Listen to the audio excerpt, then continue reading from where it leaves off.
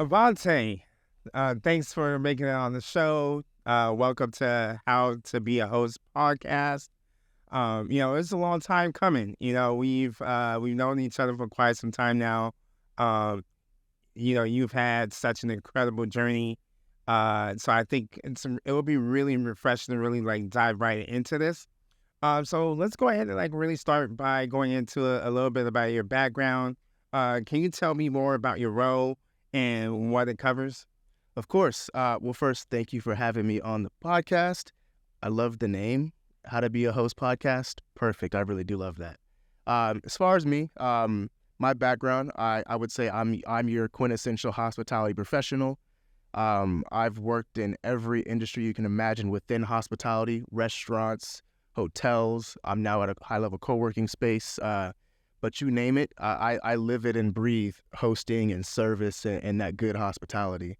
My first foray into hospitality actually started long ago, and then I took a little break. But long ago, I worked at this hotel and casino in San Diego called Barona Casino.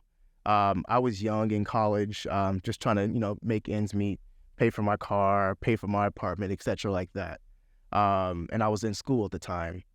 So finding this job as the valet guy, running around, kind of finding the rigmarole of every day of a valet guy at a hotel / casino, people pulling up with wads of cash, people pulling up arguing with their wives or their husbands. It's really cool how to learn how to navigate all those different situations within that service that you're doing for whoever's coming up at the time. So that was my first foray as it's just a regular lowly valet guy running back and forth.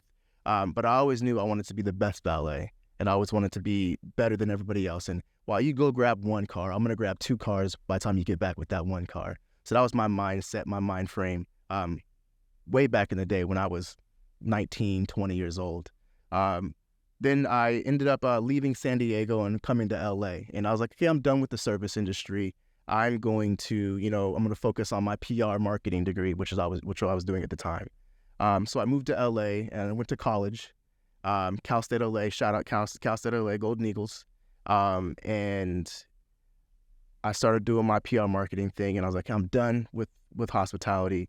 So I ended up working for Disney in their PR department for essentially their motion pictures, doing all the theatrical releases, essentially doing the marketing for all those releases that are coming out. I loved the job. I loved the people. But the work just wasn't for me. I thought, this is what I want to do with my career.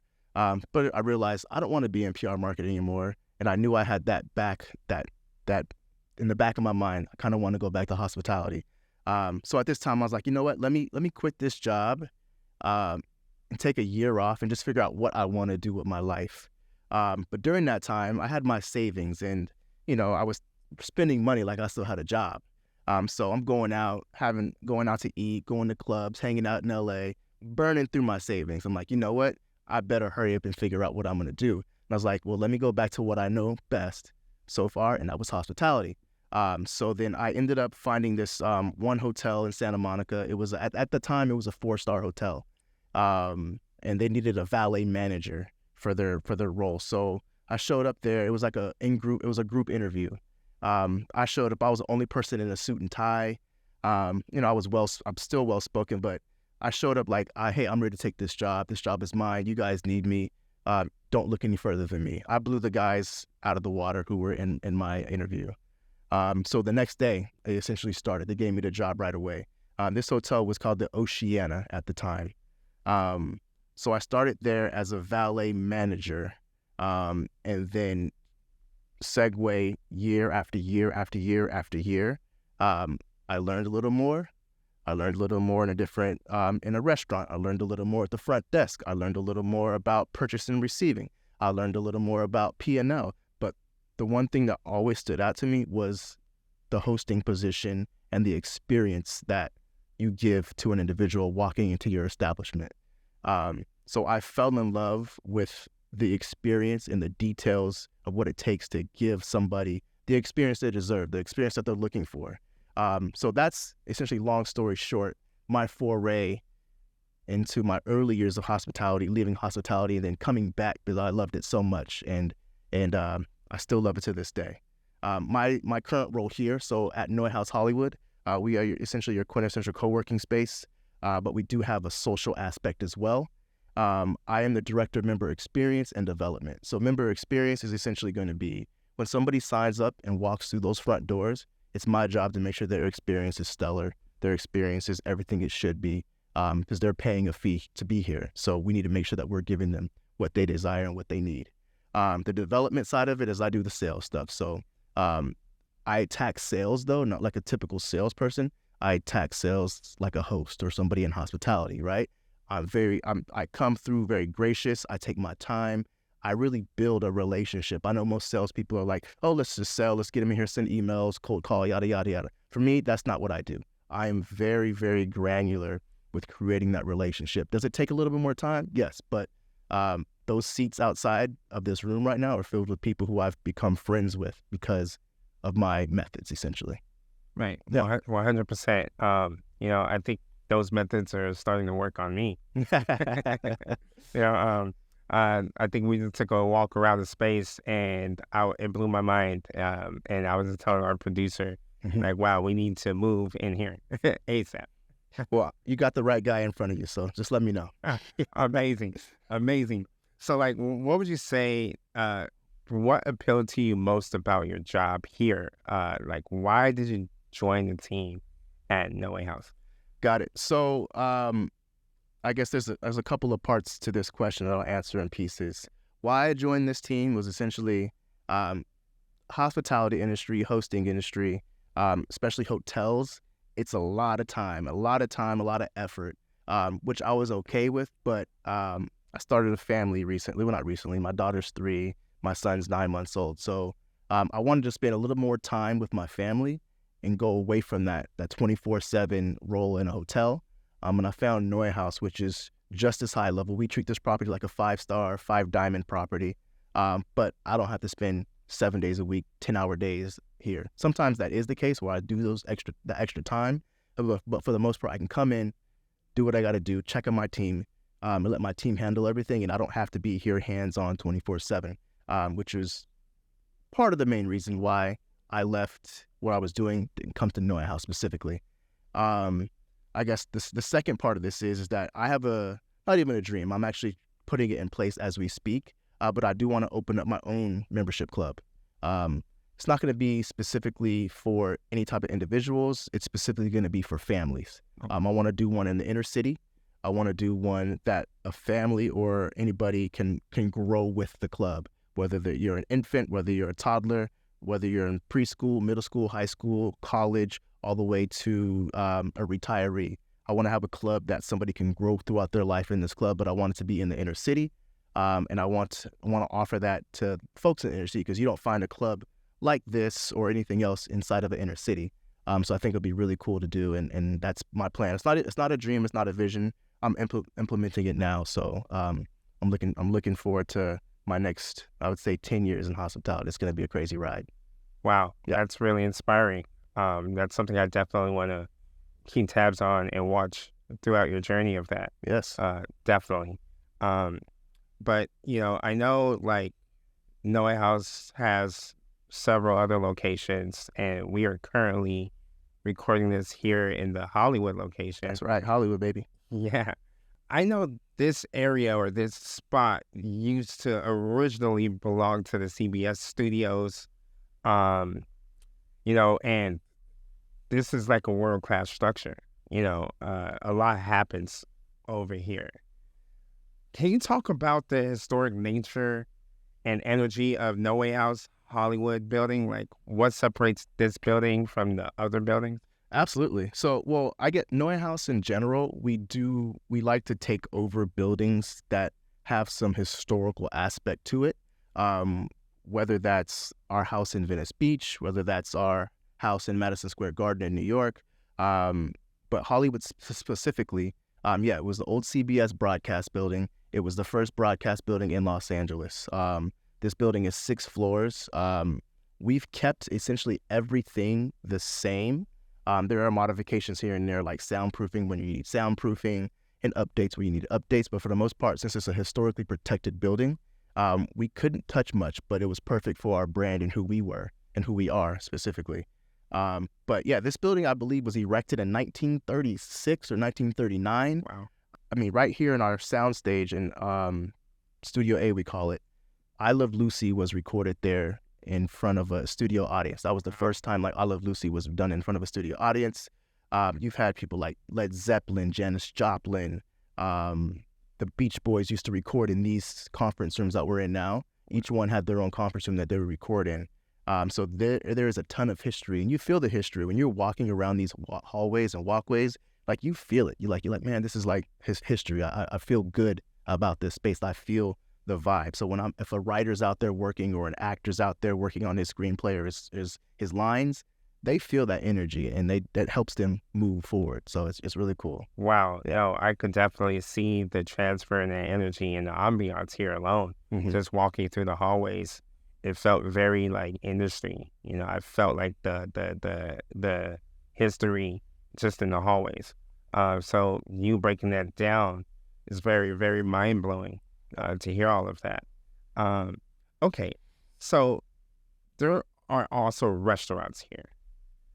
You have 2 restaurants here, I believe. One is called the Gallery Bar, and the other one is called the Reunion. Yes, Gallery Bar and Reunion. Gallery Bar is going to be your daily grab-and-go kind of items. You can get your coffee, your tea, your pastries.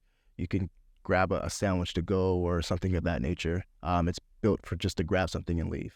Reunion, on the other hand, is our brand new restaurant, kind of an Italian flair-themed restaurant. But that is our sit-down restaurant where we take reservations. People can take high-level meetings there. We also have a bar that's attached to it with a beautiful bar program. The staff is impeccably trained as well. It wasn't just something where we're going to open up and we're going to, hire people and start them 2 weeks later. Yeah. The hiring process was tedious. The training process was incredibly challenging as well. Yeah. I know we lost a couple of people along the way because they're like, when can we start? Are we going to start? No, not yet. We got to grind this into the ground until you guys get it perfect. And some people couldn't hang, but for the most part, yeah, they're great restaurants. I love walking upstairs to the second floor and seeing Reunion full, just the people just talking, taking meetings, having drinks. It's a beautiful sight. And coming from when I first started here, it was just a blank space. There was nothing there. Wow. So watching them build over time and also mitigating the complaints of like noise and people who are working like, hey, Avante, there's a lot of noise coming from right now. Hey, Avante, like having this restaurant come to fruition and see those same people who were like, hey, there's a lot of noise coming from there, sitting there and having a drink or having a meal. Like it comes full circle, and I love that. Wow. Yeah. Wow. No, I love it. I was wondering, why were there 2 restaurants, but I think I understand the difference between the 2. Yeah. So that makes 100% sense to me for sure. So like, how would you describe, or what would be your definition on how NeueHouse stands itself apart from other social houses in LA? For us, and I would say all of our houses are still very different. I'll speak to Hollywood first, and I can kind of just dive into the other houses. But Hollywood specifically, we are a creative hub for the entertainment industry. I like to, whenever I do my little pitch for people, I say we are the quintessential we're the quintessential creative co-working space with a social vibe. And what does that mean? It means that, yes, we have private desks, we have private offices, we have private studios. We have open space seating. Some people call them hot desks, but we have open space seating. Yeah. We have meeting rooms. We have a podcast room, much like this. Yeah. We have restaurants. We have bars. You're not going to find another place that does everything well like we do it. And the reason I say that is because every person who's came into this building as a staff member now was or is a professional at what they do. Yeah. So I know I can depend on my food and beverage director to have his team ready and be the best of the best, just like they know they can depend on me when it comes to members' experience, that I'm going to have everything tip to the top. Whether it's our housekeeping team or our porter team, everybody is a professional and knowledgeable about what they do. So when somebody does walk through these doors, they're getting the best service possible. And you can get that service elsewhere, but nobody's doing it better than us. Nobody's doing it better than us across the board. The multitude of options you have on this property, nobody can do it better than us. I lost the other question. What was the other question? I think you really addressed it. And experiencing NeueHouse firsthand today, I could really be a testament to that. You know, this is by far one of the most elevated experiences I've had in my, relationships with multiple other social house. So I definitely see how this is in a league of its own. We are currently recording this inside of your podcast studio, which is top tier. Like, when was this added? Was this always a part of the original plan? So I wasn't here, I guess, when they built so we bought this building in 2014, I believe, and then opened up in 2015. I believe at that point, there was no quote unquote podcast studio. But with the relevancy of podcasting, obviously is coming up and becoming very popular, I think we pivoted and made this into that kind of a studio. But I've been here for a year and a half, and it was here before me, so I'm assuming I would guesstimate probably since 2017, 18, this has probably been a podcast studio. Wow. Yeah. Wow. Well, congrats on this. This is amazing. Yeah. So like, what trends are you currently seeing now in terms of, what members are looking for when joining a social club? Is this more, are people coming here because it's more of a creative space, or are they wanting like a sense of community, or is it more about the social events aspect of it? Like, what is the biggest allure? Got it. So everything you said is a reason why somebody would join. So there's not specifically one type of reason, or like the data's not showing like, hey, this amount of people are joining because of this. It's literally all over the board. And I say that, so like my daily interactions with people when I'm giving tours and I'm having conversations or shooting back and forth emails with people, a lot of people are sick and tired of being in their house all day, every day, looking at their dogs. They're trying to work and their kids are screaming or yelling. They need a place to get out of the house and become creative and kind of find that passion again about working. So we have those kind of people who are coming into the house just as, I want to get out of the house. I want to be somewhere else. Then you have those people who are, I'm new to LA. I want to find a community. I'm an artist. I want to find a community of like-minded individuals. I get those people who come to me. Then I get the people who are from LA just looking for something extra to add to their daily routine, their weekly routine. Those people are more looking for like a cadence. So what I mean by cadence is, hey, it's Wednesday night. I know I can go to NeueHouse and go to jazz night and have a drink. Oh, it's the first of the month for every month. Let's say I know I can go to NeueHouse and have a coffee mixer and meet a couple of new members and or existing members. Or it's a Friday and I can go up to the rooftop and go see a Sunset Sounds with an emerging artist of something of that nature or something that effect. So you have those people as well. And then you have the people who just want to be a part of like this building and the aura of what we have here. And they come in, and there's a subsect of those. So there's literally no 1, 2, 3, 4 reasons. There's a bountiful amount of reasons that people come looking to be a part of this space. Wow. Yeah. Wow. Man, I'm curious. I'm really curious though, because this building is awesome. So I'm really curious about, how many of those members actually come here to work versus, people who are here to engage with all the other activities that you guys have going on, because you guys do a lot of cool stuff. So can you tell me about like? Yeah. So I would say if I had to put a number on it, I would say I always tell members this: we focus on the work first, and then the fun comes second. So I would say our membership base, I would say 60-40. 60% come here like I'm here to work and get stuff done. The other 40% are coming to enjoy what we have to offer: cultural programming, restaurants, bars, etc. But I would say 100% of them are always going to get that added value of all of our events that we have, of all of the cultural programming that we're having, or all of the restaurants that we have, or the bars, or the drink of the week, or the special of the week. They're gonna come in to work, but say, hey, you know what? I've been working for 3 hours. I know there's a really cool event upstairs, a really cool panel or Q&A discussion. Let me pop upstairs and go see that. That's all about the added value. So while I'd say 60% are here to work, 100% of everybody gets to utilize that added value of the events that we do have on a daily basis. Yeah, no, that's amazing. I mean, I would definitely use this place to work. I could see myself really getting some deep work here, and then also cooling off right afterwards. Having that healthy balance of both, I think it's splendid. I'm really attracted to that. That's amazing. But Avante, can you talk to me more about, the cultural programming? I know you brought up a few already. Talk to me about, all of the offerings that NeueHouse actually offers. I know you guys have your screening room. You guys do art exhibits. We already talked about this podcast room. Yeah. I know there's so much going on here. Can you tell me more? Yeah, so essentially, NeueHouse, we have 3 different type of events that we do on property. There are the private events. The private events are going to be somebody like a Sony or a Netflix coming in and having a screening or doing some kind of like a futuristic experience, right? That doesn't really have anything to do with us. They're just using our space.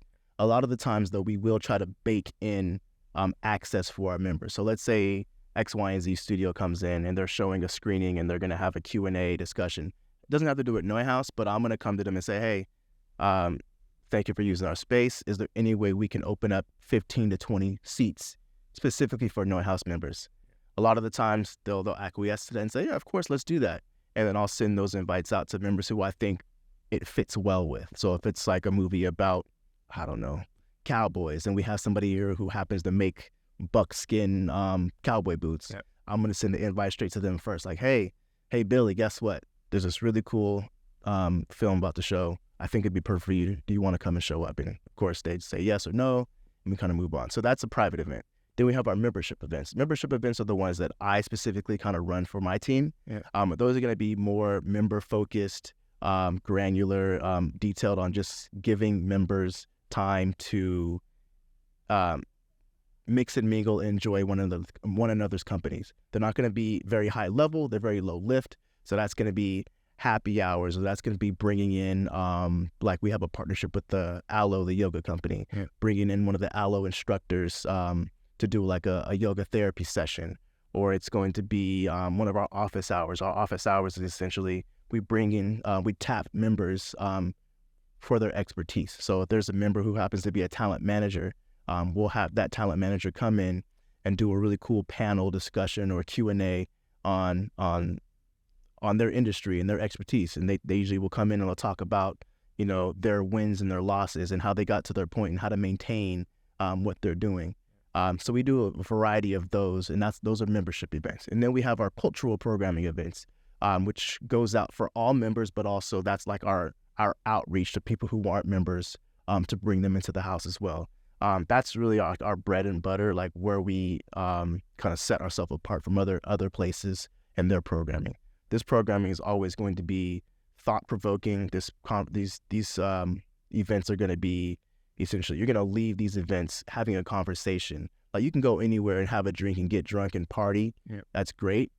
But if you're going to come to a NeueHouse event, you can do all that, but you're also going to be able to like leave and have a conversation. Like you've learned something. You're going to walk away like, man, I didn't realize X, Y, and Z was able to, I'll give you a real life example here. So we have one of our cultural programming is called Creative MBA.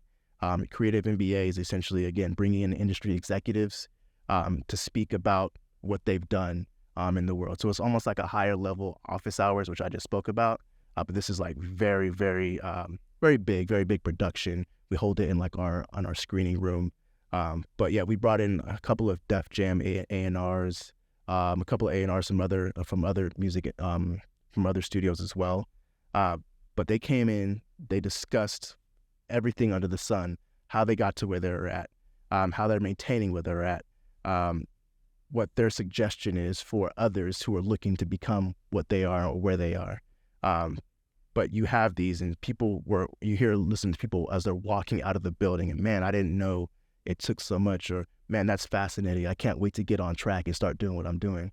But I say all this just the fact that our events literally give you something to think about. It's not just coming to party and hang out. I love partying and hanging out, by the way. Yeah, But me too. but you come into this building knowing that you're gonna be affected by something more than just somebody talking to you. You're gonna be affected by it like mentally and really gonna think about stuff and be thought-provoking kind of situations. Yeah, I really love that because it kind of you're creating experiences with a little bit more intense to it. Yeah. And I think those kind of events really have the highest ROI for people to attend. Yeah. Because you're getting like a shared community around something that you care about, or you're guaranteed to meet interesting people at those events. Mm-hmm. And to me, it's always been about who's going to be there. I want to surround myself with quality people. So attending those type of curated events where I know for a fact we're going to have like high caliber people in the room is worthwhile, and it's worth the wait. Exactly. Yeah, sure is. It sure is. And I'll say this, like our membership base, and excuse me if you were going to ask this question already, our membership base, again, entertainment individuals. So we have actors, writers, directors, producers, artists, musicians, photographers, couple of production companies, a couple of, I don't know, I guess I can't say their names, but a couple of shoe companies that work out of here as well. A couple of talent agencies, a couple of modeling agencies. So like everybody here within this building, within these walls, they are like changing the world with their vision. They're all creators in some way, shape, or form. So when you go to these mixers or this cultural programming, you're going to these places with like-minded individuals who understand it, who get what they're going through or who get what you're going through. And it's everything molds together seamlessly. It's really cool. Wow. Yeah. Wow. I have to make sure I make that a priority to attend one of those events. I want to see it for myself for sure. Absolutely. I know the last time we spoke quite a bit about possibly coming together to produce a happy hour. But it seems like, you're doing pretty well with that already.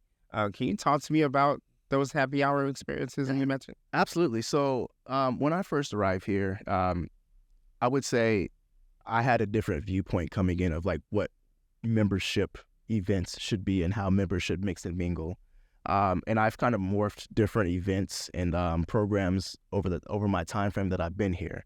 So before the member mixers, the happy hours we'd call them, were more so just like, hey, members come and enjoy a drink, meet a member, which is great, but it's very low level. I was like, can't we just raise the bar maybe 3-4% and really turn this into something that we're like really excited about, something that members can be excited about and set their watch on it on a monthly basis. Like, oh, it's the happy hour time. I'm gonna make sure I'm there. I'm gonna put it in my schedule to make sure that I'm at the happy hour. So essentially what I've done now is we have this monthly happy hour for members. We call it our hour house. It's our member mixer. But what I've strived to do is we have a lot of partnerships and a lot of brand perks that we use for members as well. So I've started inviting in our brand partners or our reciprocal access clubs as well to join us in these our house mixers to essentially elevate what we have going on. So members can come in. They're able to bring their plus one, their friends as well. Because again, I still do sales, so I still need to like see these new faces and shake some hands and hand out some cards. But sometimes our members don't know all of the benefits that they have as a member.